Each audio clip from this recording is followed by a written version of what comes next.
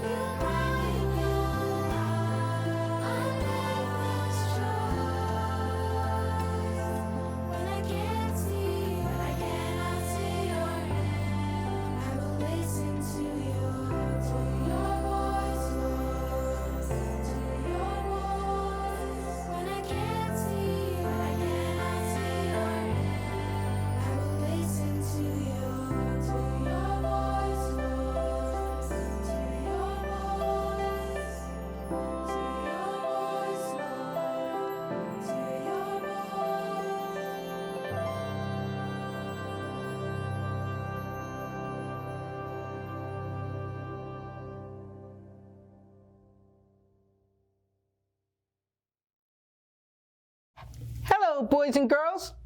My name is Shar Shar, do you have food? I need food. This may be it for me. This may be the day I die of utter starvation. I need food. Sure.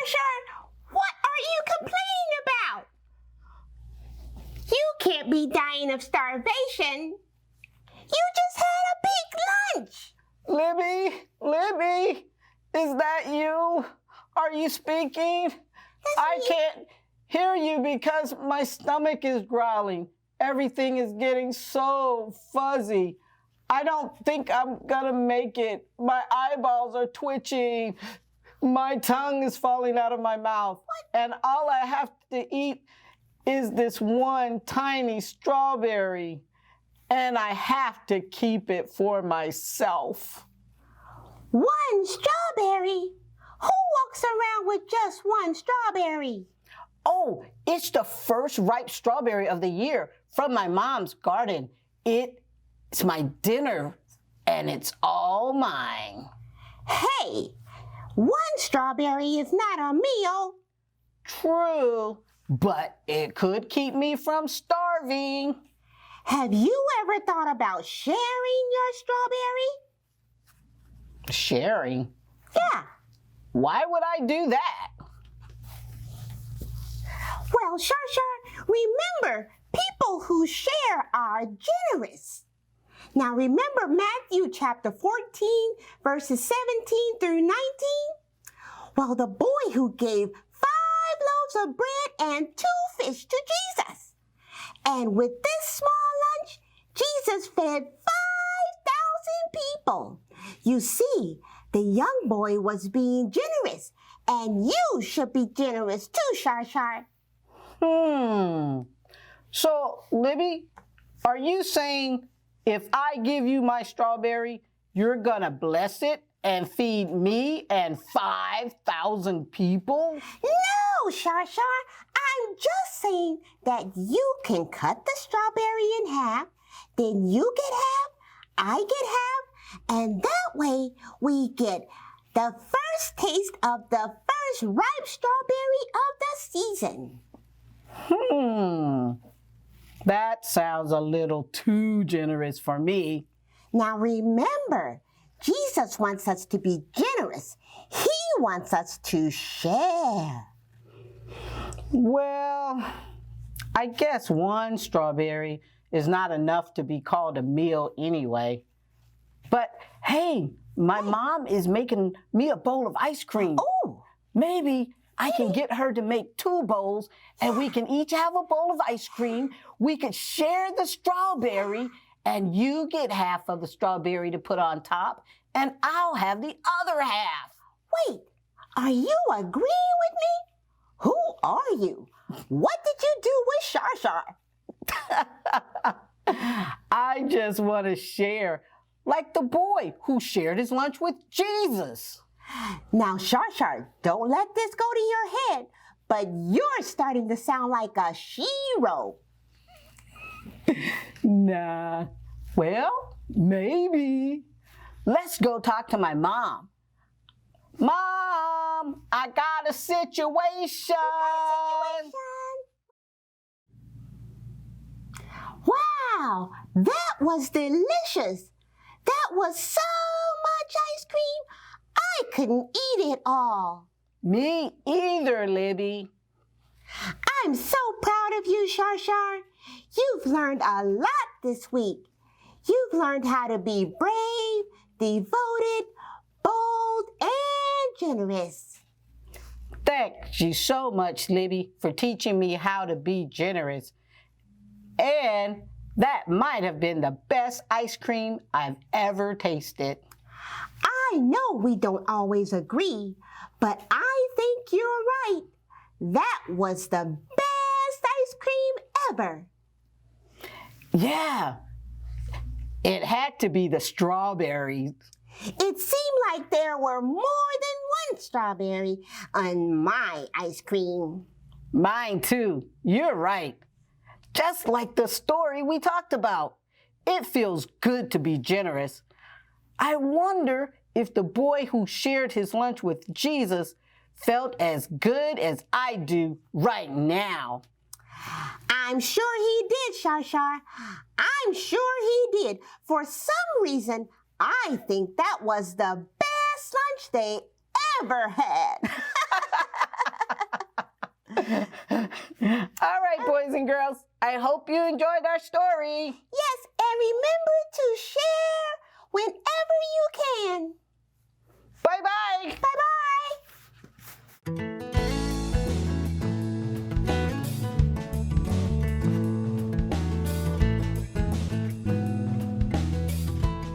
Hi everyone, it's Aunt Fernita. Today's story is called Naaman and the Dirty Water. The memory verse is from John chapter 1, verse 16. It says, "From the fullness of his grace, we have all received one blessing after another." Today's message is God's grace is for everyone. Can you do something for me? Can you touch your elbows? Now, I'd like for you to rub your index fingers together. Which could you feel more? Your elbow or your index fingers? There are many more nerves in your fingers than on your elbow. God gave us special nerves to help us know when we touch something hot or cold, hard, soft, or painful. People who have leprosy lose the ability to feel those things. Here's what happened to one man who had leprosy. Naaman was the commander of the army of Aram, that's Syria. He was famous for winning battles, and he was a close friend of the king. One day, this warrior got very sick. His skin began to dry up, it turned white, and began to fall off. And he was losing some of his ability to feel things. Naaman had leprosy, a disease no doctor could cure. A young Israelite girl worked for Naaman's wife. She was a captive from one of Aram's raids against Israel. The girl now lived far away from home, among Israel's enemies. But she had not forgotten the great things God had done for Israel. Why doesn't my master Naaman go to ask the prophet in Israel to heal him? Elisha could ask God to cure the leprosy, she asked Naaman's wife. Naaman had seen every doctor in Aram. He tried every medicine. Nothing had worked. Elisha was his last hope. Naaman led several troops of Aramean soldiers to Israel. Wagons followed, loaded with treasure to pay for a miracle cure. What a strange sight this must have been. But Elisha didn't give Naaman any medicine. He sent his servant to tell Naaman to go wash himself, not just anywhere, but in the Jordan River, which flowed nearby. Naaman was frustrated. Elisha hadn't even talked to him. He had expected Elisha to ask the God of Israel to do something big. But all he had been told to do was to dip himself in a dirty river? Not once, but 7 times? He was ready to go home. If he was going to wash himself, he would do it at home. The rivers near his home ran fast and clear. The Jordan was a muddy stream, not much wider than a camel path. Fortunately, one of Naaman's servants stopped him.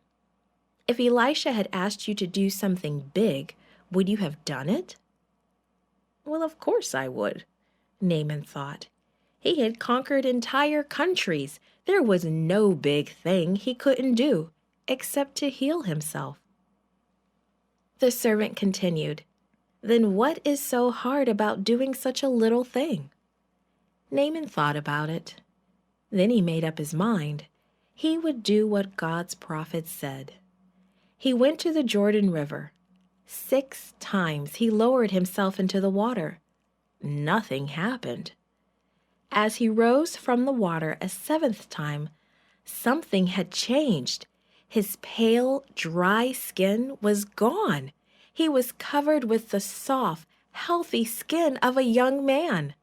Not only was he changed outside, Naaman had also changed inside. I know that the God of Israel is the only true God, he said. Only the love of God could make a captive servant girl be kind to her captors. Only the power of God could work miracles through the prophet Elisha. Only God's grace could heal a foreign warrior of his sickness. God wants to give his gifts of grace to everyone, including you. Hello everyone, my name is Pat Goff. And I'm Kirsten Goff. We're here to do a special experiment with you today. Now we have been focusing on Captain, Naaman? yes, and what kind of disease did he have? Leprosy. Leprosy. But guess what? Everybody's focusing on Captain Naaman and his leprosy. But what about the little maid? Now, I think she's the superstar in the story, don't you? Yes, she is. She is definitely the superstar in the story. And I'm going to show you why. And here's what you're going to need. You're going to need oil, a clear bottle, about 2 cups of water, a funnel. What do we call these again? A glow stick. And what else? Do we need anything else? Alka-Seltzer. Okay, so I'll give you a few minutes. If you have these things in your home, you can get it together. You can put them together, and you can join us as we do our experiment. Go ahead. We'll be right here.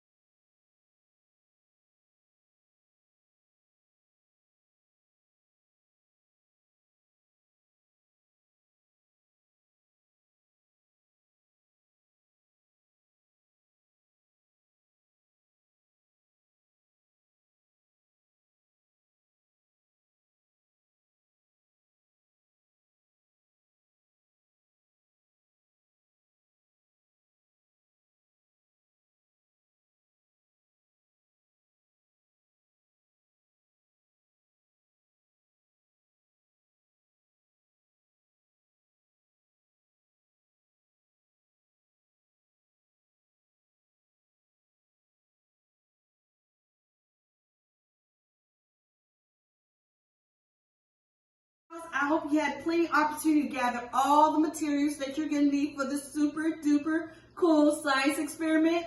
Kirsten, what's the first thing we're going to do? The first thing we're going to do is we're going to get a funnel and we're going to put it inside the bottle like so. Oh, and what's next? Next, we pour vegetable oil inside the funnel to go inside. Well, you look like you're going to need some help. Do you want my help? Sure, Mom. Girl, you know you need my help. All right, so voila. We take the lid off and we pour the oil. And we're going to pour the oil to about right here. Okay? That's about 6 inches. All right? Go ahead and put the funnel back. And we pour the oil. Good. Let me pay attention. All right. I'm on my tippy toes, but that's okay. I can see clearly. Come on, funnel. Work for us. Okay. All right. Here, keep holding it. I didn't get to the line yet. A little bit more.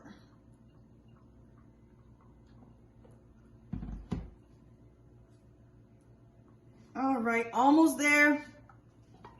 And that should do it. Drip, drip, drip, drip. All right. And there we have it. The oil. Okay. Now what's next? Next, we put the water inside. So we need to pour the water next, boys and girls. All right, so your funnel, you want to pour this time? Yes. All right, and I'll hold the funnel. All right. Keep going. Keep going. Slow down. Get some of this pressure out. Okay, that should do it. So now, boys and girls, if you notice, we have oil and water in here. All right, so we have the bottle here, and if you notice, the oil is where, Kirsten? Up to the top. That's right, and the bottom is the water, and they are not together. Even though we poured the oil and the water in here, boys and girls, if you notice, the oil and water are not mixing. And that's such a great story right there in itself. Okay, so we talked to you, Kirsten, Dad and I, we talked to you about making good friends and stay away from bad friends, friends that will help you, draw a better, closer relationship with God, and the friends that will bring you away from God. And this is a great example of oil and water not mixing, boys and girls. We should be careful who we hang with, right? We have to make good choices, good friends. And sometimes you may not know how to choose a friend. You can ask your parents, what are some good things that you can look for in a friend? And you can ask God, can you help me make some good friends? All right, back to this. So here we are, and this bottle represents the little girl, the little maid. Now, the little maid, as we know, she was taken from her home, right? Right. And Captain Naaman's wife made her their slave. They took her. Can you imagine someone taking you? Oh my goodness, and making you their slave? No, I can't. Anyways, so, boys and girls, they took her as a slave, and while she was there, Captain Naaman got ill. He had leprosy all over him. Now, little maid, the little slave girl, she knew of Prophet Elijah. She said, you know what? When I was back home, I know Prophet Elijah, he can help Captain Naaman out. Now, this is why she's a superhero, boys and girls. Okay? Because when they took her, now we have the Alka-Seltzer, right? Let's break it in half. When they took her from her family, all right, we're going to take this Alka-Seltzer and pour it in this bottle. They turned her world upside down. She was sad. And she wanted to be home with her family, but they took her, and now she was a place far away from home with people she did not know. Boys and girls, it looked very, very sad, right? But here's what I like about the story, and why we think she's the superhero is because even though she was going through all these problems, and even though she was sad, even though they did wrong by her, that was cruel. Taking a little girl from her home and making them her slave. Why don't they all clean their own house, right? However, the little girl said, you know what? My parents raised me to love and forgive. So even though I was taken from my home, she thought, and they turned my world upside down and have my world all discombobulated, Yes. I'm going to what? Forgive. Forgive. That's right. We're going to forgive. So then she said, I'm going to let them know about Prophet Elijah. And she did. So boys and girls, her testimony was the fact that she allowed her light to shine. Now, this is a glow stick, right? It looks dull and boring. How do you make it glow? Tell me, what do you have to do? To crack it. You have to crack it. So, she had to forgive. All right? Go ahead and crack it. Okay? You see how it's starting glowing? And she had to show love to them as well.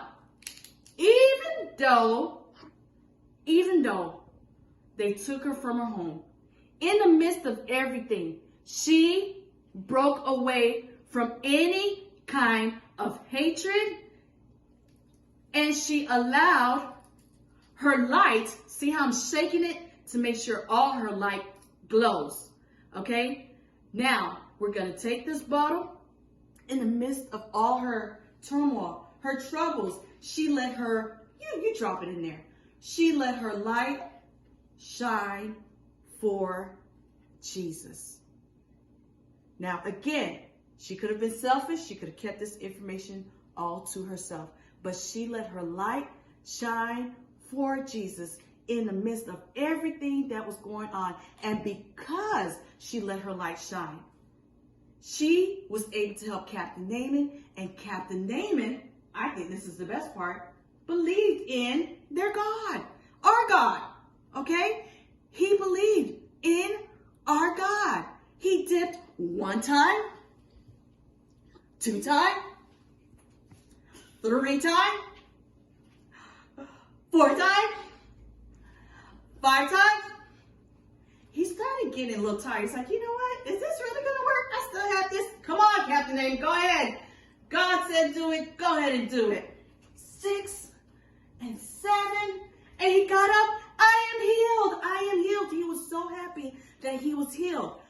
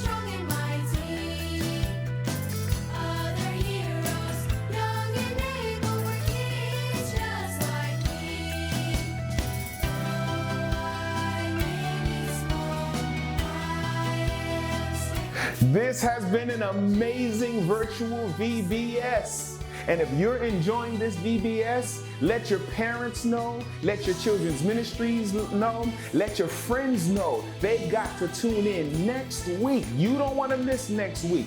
We're going to take it to another level. We'll see you next time. Bye-bye.